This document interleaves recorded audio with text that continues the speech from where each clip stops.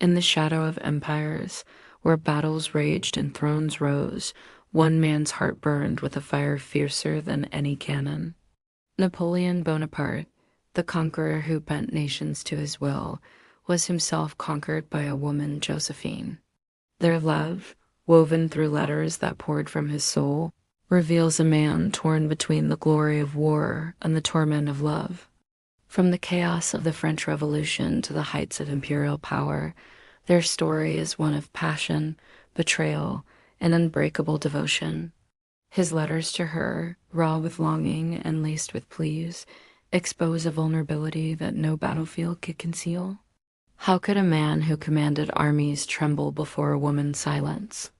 Join us as we unravel Napoleon's letters to Josephine, tracing their love, his desperate entreaties, and the paradox of his strength and weakness before her. The dawn of their love, in October 1795, Paris was a city of revolution and ruin, its streets echoing with the guillotine's shadow. Napoleon Bonaparte, a 26-year-old Corsican general, was rising through the ranks, his ambition as sharp as his sword. At a glittering salon, he met Marie-Joseph Rose Tiger de la Pagerie, known as Josephine, a 32-year-old widow with a charm that outshone her faded beauty. Born in Martinique, she had survived the reign of terror, her first husband guillotined, leaving her with two children, Eugene and Hortense, and a title Viscountess de Beauharnais. Their meeting, sparked by her gratitude for Napoleon's kindness to her son, ignited a passion that would shape history.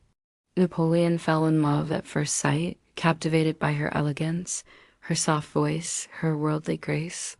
She was not conventionally beautiful, 6 years his senior, but her allure was magnetic, her presence a balm to his restless spirit. He showered her with gifts, won her children's affection, and proposed within months. On March 9th, 1796, they married. A union that shocked his family, a Corsican upstart wedding a widowed aristocrat. Yet, just 2 days later, Napoleon left for the Italian campaign, his heart already aching for her. Thus began the flood of letters that would immortalize their love, each one a testament to his obsession, his strength, and his fragility. The letters, a heart laid bare Napoleon's letters to Josephine, written amidst the chaos of war, are among the most passionate in literary history.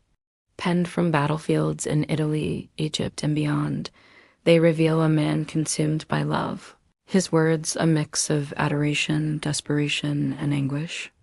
In April 1796, from Italy he wrote, "Not one day passes without my loving you, not one night without my dreaming of you. I curse the glory and ambition that keep me from the soul of my life." His letters were relentless, sometimes 2 a day, filled with poetic fervor. "You are my last thought before sleep, my first upon waking." These letters were not mere correspondence, but a lifeline. As he led armies against the Austrians, his mind was with Josephine. He pleaded for her to join him, to share his triumphs, to ease his loneliness. In May 1796, he wrote from Milan, "Come quickly to hear sweet music and see beautiful Italy. I shall fly with joy to hold you in my arms." His words painted her as his muse, his sweet amour, the one who made his victories meaningful. Yet her replies were few, her tone often cool, a stark contrast to his burning passion. This imbalance fueled his torment, his letters shifting from adoration to reproach. "You write so little. You do not love your husband." Napoleon's letters also reveal his duality, the conqueror who crushed armies and the lover who crumbled before her silence. In November 1796, he confessed, "I no longer love you. I hate you. You are cruel, heartless. You do not write, and my heart breaks." Yet, even in anger, his love persisted, his pleas raw. "Why make me wait for a feeling you do not have?" His vulnerability was profound. A man who commanded thousands yet begged for her affection. His power on the battlefield no match for her hold over his heart. The pleas in his weakness, Napoleon's strength as a military genius, was legendary. His strategies in Italy and Egypt reshaped Europe. His ambition crowned him emperor in 1804. Yet, before Josephine, he was a man stripped bare. His letters a tapestry of pleas and surrender. He wrote of sleepless nights, of battles waged within his heart, of a life meaningless without her. In one letter, he declared, "My happiness is bound to your love. Without it, I'd rather die." His desperation peaked during the Italian campaign as he urged her to join him. "Come to me, or nothing." Her reluctance, often citing health or duties in Paris, left him in agony, his letters crying out for her presence. This weakness was not mere infatuation, but a profound emotional dependence. Napoleon, who stood before the pyramids and declared, 4,000 years of history look down upon us," was humbled by Josephine's indifference. Her sparse replies, sometimes weeks apart, drove him to despair. He wrote, "You have made me wretched. My soul is crushed by your neglect."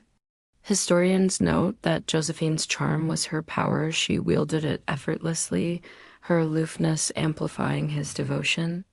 While he conquered nations, she conquered him, her silence a weapon no army could counter. Yet this dynamic revealed his humanity. The man who planned battles with mathematical precision was chaotic in love, his letters a blend of poetry and pain. He saw her flaws, her past lovers, her extravagance, yet loved her fiercely, writing, "Everything in you pleases me, even your faults." His vulnerability was his strength's shadow, proof that even emperors are human, their hearts as fragile as any. Challenges and betrayals, their love, though epic, was not without storms. Josephine's reluctance to join Napoleon in Italy in 1796 raised suspicions. Confirmed in 1798 when he learned of her affair with Hippolyte Charles, a young cavalry lieutenant. During his Egyptian campaign, whispers of her infidelity reached him, fueling rage and heartbreak. He wrote to his brother, contemplating divorce, "She is my heart's love, but she betrays me." Yet when Josephine, fearing abandonment, joined him in Italy and later convinced him to reconcile in 1799, he forgave her, unable to sever the bond. Napoleon was not blameless. In Egypt, he took Pauline Forza as a mistress, a retaliation that mirrored Josephine's betrayal. Their marriage became a battleground of mutual infidelities, yet his letters never lost their ardor. The ultimate challenge came with the question of an heir. Josephine, nearing 43, could not bear him a child, a fact confirmed when his mistress Eleanor de Noailles gave birth in 1806, the death of his nephew. His designated heir in 1807 intensified the pressure. In 1809, Napoleon annulled their marriage, a decision that shattered Josephine. At the annulment ceremony, both wept, declaring their love despite the end. Josephine's inability to produce an heir was not her fault, yet history blamed her, as it often blamed women for dynastic failures. She retired to Malmaison, heartbroken but dignified, while Napoleon married Marie-Louise, who bore him a son. Even then, he wrote to Josephine, calling her "my sweet amour," proof that their love endured beyond their marriage. Napoleon's letters to Josephine are more than love notes. They are a window into a soul that conquered empires but surrendered to love. From their meeting in 1795 to their divorce in 1809, their story is one of passion, pain, and paradox. His words, written amidst war's chaos, reveal a man whose heart was his battlefield, Josephine his unconquerable foe. He pleaded for her love, bared his weaknesses, and loved her despite betrayals, proving that even the mightiest are vulnerable before the heart. Her silence, her charm, her flaws held him captive, a power no army could rival. Their love, though flawed, was eternal. When Josephine died in 1814, Napoleon mourned deeply, her name on his lips until his own death in 1821. Their story resonates today, a reminder that love is a force that humbles even emperors. On our channel, we celebrate such tale stories of hearts that defy time. Subscribe now Watch the full video and dive into Napoleon's letters, where love and power collide. Share their story, for every heart that loves boldly, even in weakness, writes a legacy that echoes through history.